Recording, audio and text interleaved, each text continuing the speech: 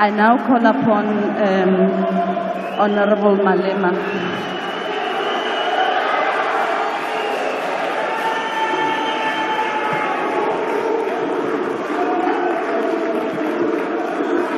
Thank you very much.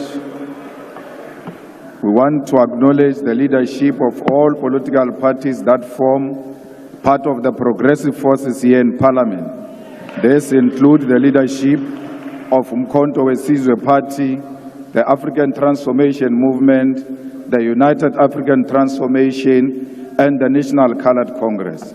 We want to salute the people of South Africa who have rejected the former liberation movement that has enjoyed political power for the last 30 years. Today, that era has come to an end. It is beyond doubt that the former liberation movement failed to turn the political power into economic power. As our forefathers in the liberation struggle in the African continent said, political power without economic power is meaningless. Mr. President, you indeed spoke like a badly wounded buffalo yesterday. You spoke like a given-up soul. Nothing inspirational came from that tired speech yesterday. You didn't speak like a person who declined electoral support with 17% to less than 50%. How on earth do you repeat a Sona speech that made you lose elections? You were saying to South Africans yesterday, in so many ways, that you learned nothing out of these historic elections to an extent that you want to continue business as usual. We grew up being told that some of you were collaborators, but we gave you some benefits of the doubt. It was said in this house that you personally wrote a letter to the apartheid police accusing your fellow comrades of planting communist ideas in your head, and we refused to believe that story at that time.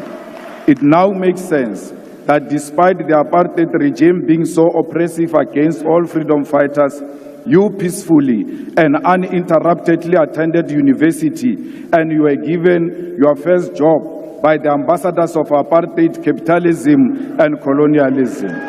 Without a hassle, you bought yourself a first car and a house with the assistance of the Urban Foundation, which was anchored by the Ruperts and the Oppenheimers, while your comrades were sleeping under trees in exile and languishing in jails.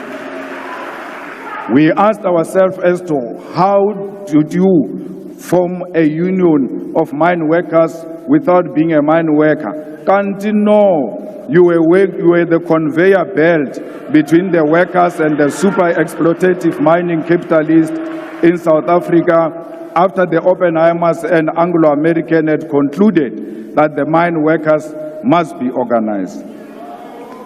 Our elders in the struggle have made allegations before in this house that throughout the struggle against apartheid, you were insulated from any form of arrest and harassment by the apartheid system.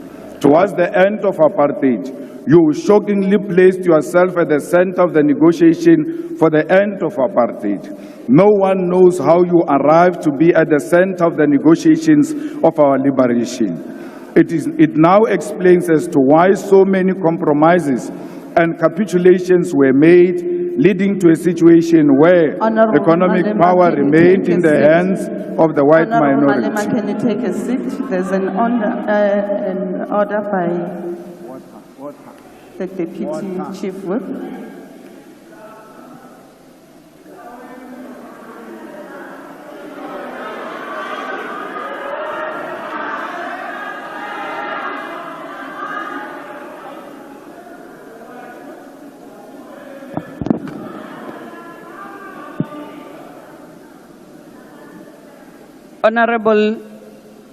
Honorable Chairperson of the NCOP, you instructed that the Honorable member, Honorable Malema, must sit down.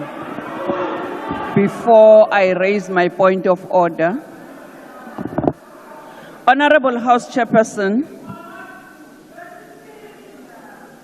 Honorable Chairperson of the NCOP, the Honorable Malema is casting aspersion on the President, on the persona of the President. can he please bring in a substantive motion to support his statements that he's making in the House? Thank you. Thank you very much, Honorable Chief Whip.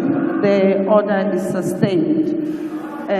Rules does make provision that if the member imputes improper motive against another member, you may do that by way of a motion, and therefore that has to be substantiated. And therefore, Honorable Malema, can you then proceed with your speech? I see there's another point of order that's been raised on DA. Withdraw what? Thank you, Madam House Chair.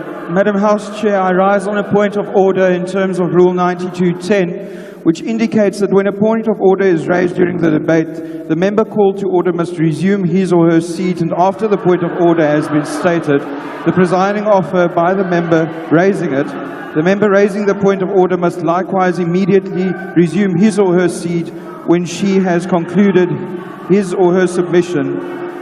Madam House Chairperson, can I just get clarity on the fact when the Deputy Chief Whip of the ANC raised the point of order, the member at the podium remained standing, and I would just like your ruling on that. Thank you.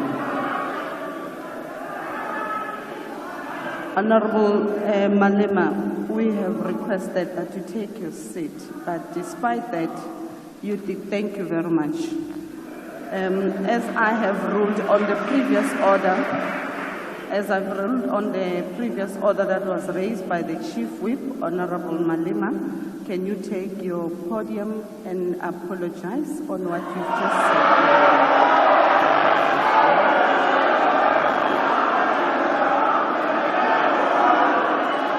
The order of the I must apologize for not sitting down. Can you take your seat, Honorable Malema? The order was raised with regards to casting aspersions on the President.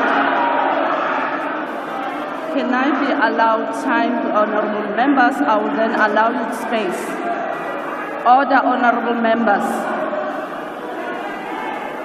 The order was raised with regards to the honorable member casting aspersions on the President, and accordingly, honorable members, can you please take your seat? I have not recognized you, Honorable Shibambo. Can you please take your seat? I have not concluded.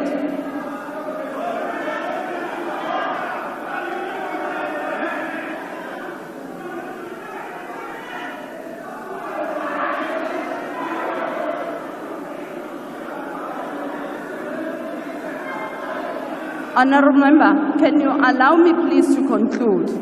Honorable Malema, you can take the podium, but please, can you please withdraw, or rather not repeat what you have said earlier on as you proceed with your speech? Honorable members, please, can you? Honorable members,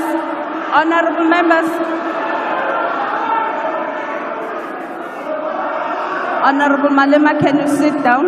Honorable Shibambo.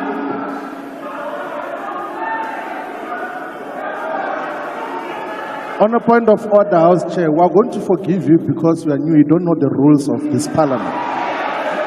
When a point of order is raised, you must specify the rule and the specific sentence or a phrase that you say this is a violation of the rules of the National Assembly.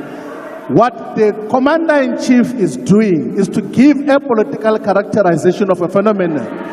That is a point of debate. It's not casting aspersions. How else do we deal with political questions without giving context to what got transpired to where we are now? Where else do we say that except here in this Parliament? You can't suppress political debate because of your misinterpretation and misunderstanding of the rules. Please allow the speech to finish. And then when we later on go to Rules Committee, we're going to illustrate to you with proper evidence when we're inducting you that the rules do not say what you are saying that you must withdraw. Please be patient with this process. We are going to understand them when time progresses. Currently, your application is incorrect. Thank you, Honorable Shibambo. Honorable members, Rule 53 makes provision that if a member makes personal reflection on the member's integrity that are equally offensive or damaging, which cannot be necessarily substantiated. Therefore, that should be done by a way of a motion so that a member can substantiate what he's been saying. At this point in time, Honorable Malema has cast aspersion against the President, which needs to be substantiated accordingly, and therefore the order remains sustainable. Honorable Malema, as you proceed with your debate, can you kindly refrain from making such aspersion? Thank you very much. You may proceed. I must proceed. Thank you very much. It now explains as to why so many compromises and capitulations were made, leading to a situation where economic power remained in the hands of the white minority, leaving black people with meaningless political power. We can today confirm that it was pure infiltration by forces of darkness. When it was clear President Mandela is not going to make you the first deputy president of the democratically elected South African government in 1994, you threw tantrums and even boycotted his inauguration. The same President Mandela you asked us to celebrate yesterday, you missed the historic moment to do so in 1994 because of personal aggrandizement. Like many people in South Africa, I stood here in this house and said we will give you the benefit of the doubt, believing that the allegations against you of being a collaborator might not be true. I will tell why I'm giving you this personal account. It is necessitated by your activities, actions, and decisions over the past weeks since the electoral defeat of the former liberation movement, which demonstrated clearly that in the battle against neo-apartheid and neo-colonialism, you chose the side of the oppressor like you did in the past, yet pretending to be with us, the oppressed people. Why will the apartheid beneficiaries say that among all black political leaders, you are the only one they can work with to an extent that you are called a better black with a better accent, and you believe them over us? They call us criminals who must be arrested, whether we have committed any crime or not, because we disagree with them politically, and you believe them over us. Your own brothers and sisters who come from Shawela and Venda with you are today looked down because of you. You have committed to be a representative of the oppressor. The white capitalist establishment is willing to turn a blind eye to even serious allegations of wrongdoing against you, because through you, they believe that they will perpetuate the exploitation of the oppressed class and reverse the gains of the political freedom attained in 1994. It doesn't matter what you say, but we want to state categorically that the coalition between the Democratic Alliance and the former liberation movement is a sellout position typical of collaborators who sacrifice and compromise the struggle against apartheid and colonialism. White minority arrogance has increased under your term of office. You should have seen them yesterday when you were speaking. It was like you are a true Tabaneka Koko Helen Zille. You boldly take these counter-revolutionary and reactionary decisions because you know you have a full protection of white capitalist establishment. All the things you said yesterday are meaningless because they are exactly what you said in the 6 State of the Nation addresses you have given since you became president in 2018. None of the commitments you made during this State of the Nation addresses have been met. You state here that the vision you are operating under is still the National Development Plan Vision 2030, whose targets have never been met and will never be met. The NDP had targeted to create a certain number of jobs, but joblessness has increased. The NDP target was to reduce unemployment by 14% in 2020, but today unemployment is 32.9% and more than 12 million people are jobless. Even if you meet the target tomorrow of achieving 14% unemployment, the fact of the matter is you miss the target year. The NDP target was to reduce poverty from 39% by 2030, but poverty today is more than 50%. More people live on poverty under your presidency than any other period in the past 30 years. The NDP target was 10% of the GDP for infrastructure investment, but between 2010 and 2022, public sector infrastructure investment was not more than 5.8%. The NDP target was to grow the economy by an average of 5.4% for it to be practical to achieve any of the NDP goals. But in the past 10 years, the economy has not grown by more than 2%. Mr. President, yesterday you shocked all of us and will never recover from that shock. You said nothing about international relations while we are living in a world defined by shifting global balance of forces. The West, under the guidance and protection of the United States of America, is agitating for a world war, which will be defined by recolonization of the African continent and the global South. And you never said anything about that. There is an ongoing aggressive war by apartheid Israel over Palestine, and you never said anything about that because your coalition partners are all fanatics of a Zionist apartheid Israel. Shame on you that you said nothing about the genocide committed right in front of us because Ulabaposo. You chose glory over the dying children and women of Palestine because you are scared to offend your coalition partners. President Mandela, a close friend of President Arafat, who you said we must celebrate yesterday, should be turning in his grave. The trade embargo against Cuba is still intact, and despite the fact that Cuba played a role in the struggle against apartheid, you never said anything about that. There is instability in the Democratic Republic of Congo, and South African soldiers are dying in that war, and you never said anything about that. There is a real threat of instability in the entire SADC region, and you never said anything about that. There is loss of life in South Sudan, but you had nothing to say about that. The BRICS Forum has been joined by additional countries such as Saudi Arabia, Ethiopia, Egypt, Argentina, Iran, and United Arab Emirates, and you never said anything about how South Africa should maximize these strategic relations to grow the economy. The North Atlantic Treaty Organization, NATO, is agitating for a world war through its admission of Ukraine into NATO alliance, and you never said anything about that. This is happening while South Africa has discovered strategic oil and gas natural resources, which in itself, Minister Mantashe, is a cause for global security, but your president said nothing about that. Even if the global balance of forces does not matter to you, there is nothing tangible you said about the high levels of crime happening in South Africa. In the past year, South Africa had more than 27,000 murder cases, and you never said anything about that.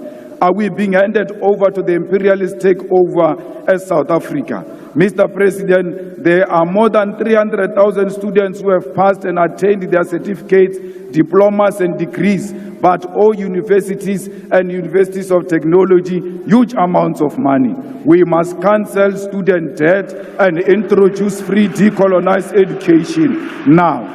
You claim to have created 2 million jobs through your presidential employment stimulus, but there are no additional 2 million jobs that were created since you took office in 2018. And if you want to argue this point, go and argue with Stats SA. Another issue we need to highlight is that Kusile Power Station added an additional 800 megawatt into national grid 2 weeks ago. You never mentioned anything about that. Instead, you chose to mention 256 megawatt of unreliable energy by independent power producers, which was plugged into the grid in the Northwest Province. This is an evidence that in addition of selling fictional buffaloes at Palapala, you are also a salesperson for independent power producers. These independent power producers were at the center of why South Africa experienced perennial load shedding for years until 2 months before the elections. The land which our people desperately needed for human settlement, agriculture, public service and business was left in the hands of the oppressors. Our people were told about willing buyer, willing seller, in a situation where violence and genocide were used to learn dispossession of the Khoi, the San, and all indigenous people of our country. We'll amend Section 25 of the Constitution in our lifetime to allow expropriation of land without compensation. South Africa, our country is being traded. We, the progressive forces, need to constitute an alternative radical agenda. Let us do everything in our power to rescue our country from being traded on a silver platter. We call on all workers' movement, civil society, religious leaders, and traditional leaders to reject this grand coalition led by DA under the pretense of the so-called government of national unity. We, as the EFF, will not form part of a factional and a decoy of the so-called national dialogue, which happens after the government has already committed budgets and programs to this agenda. We are not in the business of talk shows. We are in an agenda to realize through economic emancipation of our people, and no matter what it takes, we will never associate with the collaborators and the sell-out agenda of the establishment. Nonyana paku ibiale ile tiye are chushike maru a utla bosele motho wa o ba le matriki wo asankang aba subjected to a peer review comes here and calls us VBS looters. I understand the mind of a rat will not comprehend that is actually sitting with VBS looters themselves in the government of national unity. The same matriculant is a beneficiary of the loot of 20 billion of Steinhoff that was invested by public investment, by PIC. No amount of nonsensical threats of arrest can silence us. Not even death can silence us, because Mama Winnie Madikizela Mandela's voice has multiplied. Ours is a generational mission. We shall overcome. Victory is certain. We want to tell you now, your days are numbered. Thank you very much.